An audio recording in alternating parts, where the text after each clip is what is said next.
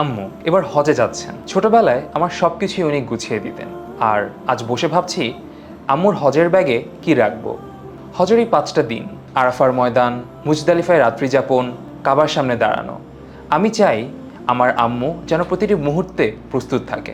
তাই ওনার জন্য এই বিশেষ হজ গিফট বক্স, যাতে রয়েছে এহরামের সময় স্বাচ্ছন্দ্যে থাকতে সাদা খিমার ও পায়জামা সেট, সান প্রোটেকশন ক্যাপ যেন মক্কার খোলা রোদ হতে ওনার ঘাড় ও মুখ সুরক্ষিত থাকে, এহরামের বেল্ট যেন ওনার প্রয়োজনীয় সব কিছু নিরাপদে থাকে। সাথে থাকছে মুজদালিফার রাতগুলোতে আম্মুর আরামের জন্য ইনফ্লেটেবল বালিশ, পকেট জায়নামাজ যেন আম্মুর এক ওয়াক্ত নামাজও কাজা না হয়, একান্ত মুহূর্তে তিলাওয়াতের জন্য পকেট কুরআন। সাথে আরও থাকছে হজ দোয়া কার্ড, যেন মুখস্থ ছাড়াই উনি সহজেই সঠিক দোয়াগুলো পড়তে পারেন। 7 তাওয়াফের জন্য তাওয়াফের তাসবিহ, আম্মুর ত্বকের যত্নে সুগন্ধিবিহীন ভ্যাসলিন, আর সবশেষে রয়েছে মহানবী সাল্লাল্লাহু আলাইহি ওয়াসাল্লামের সুন্নত কভার সহ মিসওয়াক।